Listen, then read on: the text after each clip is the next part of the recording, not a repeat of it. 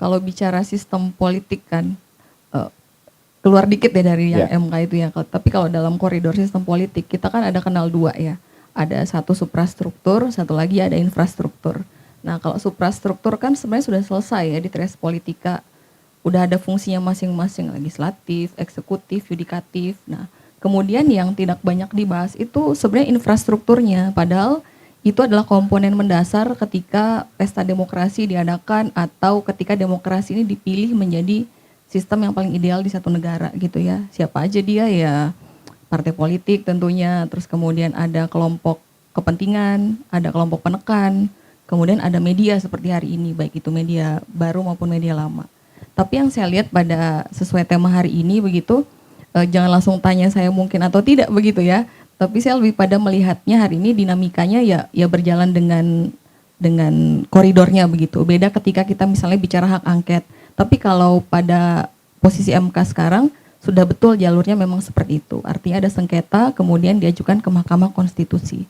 Nah, kalaupun terkait dengan isian, uraian atau yang diajukan pihak yang merasa tidak puas begitu ya. Karena kan dalam politik itu kontestasi itu kan bagian dari seleksi juga gitu. Tinggal bagaimana nanti ketika sudah kontestasi, ada seleksi lagi begitu. Seleksi dalam artian ketika step-stepnya ini dijalani dengan sudah semaksimal mungkin, nah dengan legowo lah kemudian menerima hasilnya tadi. Bahwa kemudian ada saya mengutip misalnya beberapa pernyataan begitu ya dari yang terlibat dalam semua kegiatan ini menyatakan bahwa yang paling dirugikan adalah masyarakat. Nah kadang-kadang menurut saya itu harus dirubah sedikit begitu. Masyarakat yang mana yang kemudian real dirugikan. Padahal hari ini kalau kita lihat kontestasinya itu lebih pada elit sebenarnya. Elit seperti tadi juga kata senior menyatakan bahwa masyarakat mana yang tidak kemudian terpuaskan gitu. Karena hampir 2 hari ini saya juga lihat bagaimana proses itu berjalan. Saya lihat banyak data yang kemudian tidak bisa ditampilkan gitu. Saya nggak usah bicara hukum deh gitu karena dari pandangan akademisi gitu, kalau singkat saja kita ujian skripsi itu harus ada kemudian data yang ditampilkan berupa angka, berupa tabel, berupa bukti lah, bukti real begitu, bukan katanya. Gitu sih kalau dari pandangan akademisi. Sepertinya kemarin memang baru permulaan. Iya, karena tanggal 27 kan baru permulaan. Ini aja kalau nggak salah hari ini. Memang. Tapi kan ada spell-spillnya sebelumnya kan Mas. Okay. Ya, spell-spillnya. Giring opininya dulu kan, baru kemudian top. Gitu. Ya, karena tadi tidak mau menjawab apakah bisa diulang. Makanya sekarang saya tanya, apakah kemungkinan itu bisa? Kalau pandangan saya sejauh ini ya itu agak sulit. Agak sulit ya? Ada beberapa alasannya Mas Agus.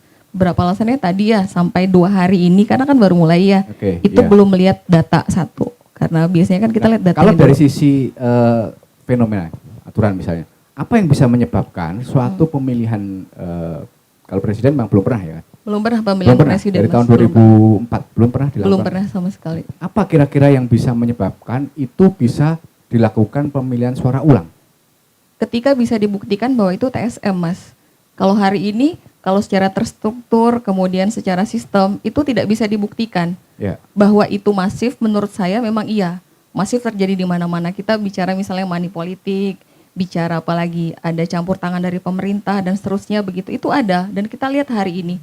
Tapi kemudian kalau masuk 2 kategori yang tadi, lagi-lagi tidak bisa dibuktikan Mas. Dan itu agak sulit begitu. Sehingga bacaan saya adalah ketika akan diadakan ulang tadi, karena kita bicara kuantitatif saja, itu selisihnya cukup jauh gitu Mas. Cukup jauh selisihnya. Jadi agak sulit ketika itu ditanya mungkin ulang atau tidak. Tapi bahwa mekanisme ini berjalan sesuai rule yang ideal pada sistem pemilihan umum seperti ini, iya. Gitu. Ya, pandangan mengenai diskualifikasi Gibran sama Prabowo seperti apa? Itu saya pikir seperti terminologi main bola ya Mas. Kan sudah boleh dia main ke lapangan begitu, peliut panjangnya sudah ditiup, sudah main orang itu tiba-tiba ditarik lagi gitu. Ada yang nggak boleh main kan jadi rasanya tuh kayak gedek gitu. Nah tapi bahwa itu lumrah saja terjadi, cuman kalau bahasa diskualifikasi karena kan ajuan dari 01 dan 03 itu agak sedikit berbeda ya.